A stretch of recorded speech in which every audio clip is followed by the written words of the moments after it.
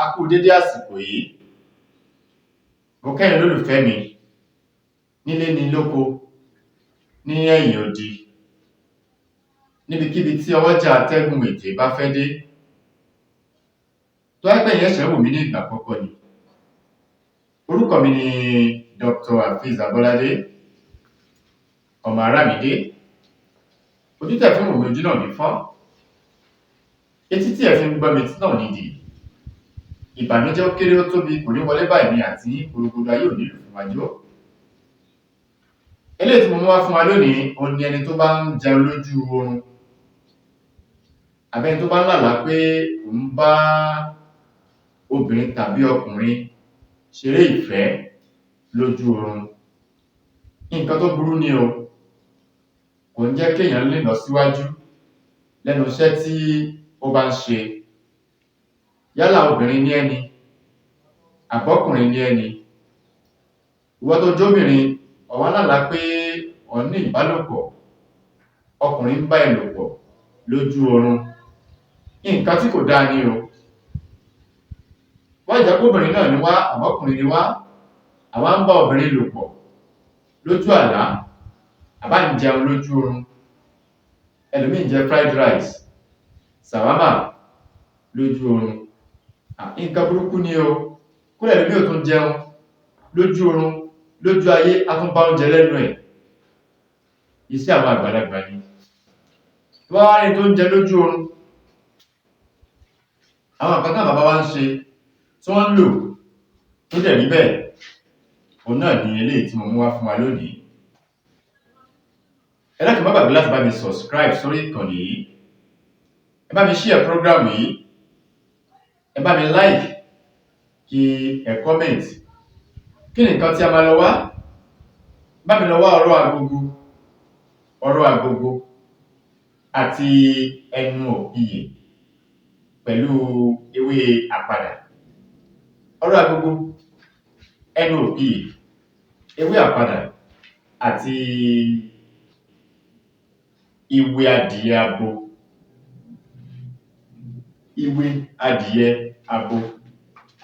Bá mi wá ike ọlọ́mọrí kan àti ewé àpadà àti ìwé adìyẹ ẹyọ kan pẹ̀lú ẹnu òpìyè àti ọ̀rọ̀ agogo. Ẹ kó sínú ẹ̀. Bá mi wá àdí ẹ̀yàn, ẹ ká kó sí, ká da àdí ẹ̀yàn sí. Bá ti wá da àdí ẹ̀yàn sí, ẹ jẹ́ ká gbé pamọ́ fún ọjọ́ mẹ́ta. Ẹ ká pamọ́ fún ọjọ́ mẹ́ta. Lẹ́yìn ọjọ́ mẹ́ta, ká fẹ́ sùn ní alẹ́ síbí kan, òun ni à á mú. Síbí kan, òun ni a máa mú nínú àgbo yìí. Bí yóò ṣe jẹ́ nìyẹn. Ẹ má gbàgbé láti bá mi subscribe sórí ìkànnì yìí. Bá mi share program yìí. Ẹ bá mi like, kí ẹ comment. In case of those that do not understand Yoruba language very well, what I would like to share with you people today is how to treat a person that's eating food.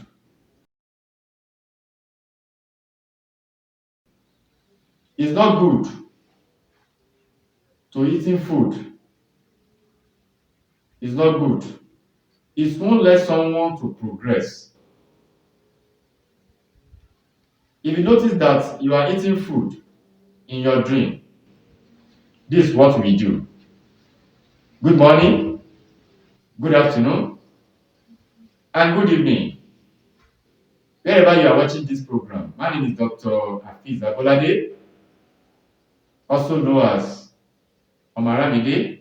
If you are eating food or you are making love in your dream, it's not good. If you are a woman, you are making love in your dream, it's not good. It won't let someone to progress. This is what we do.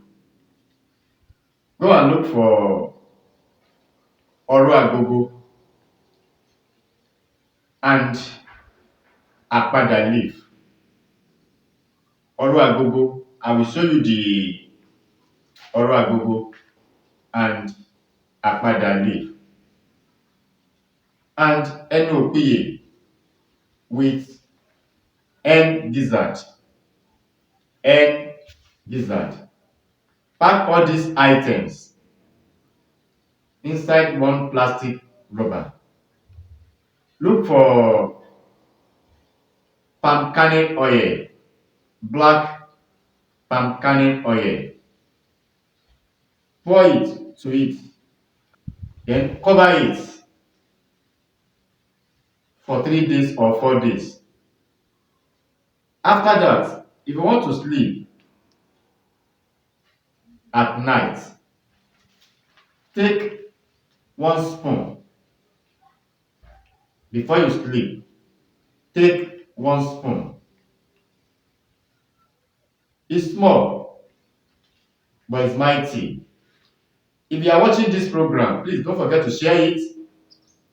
Don't forget to like it. Don't forget to comment. Don't remove the gizzard dirty.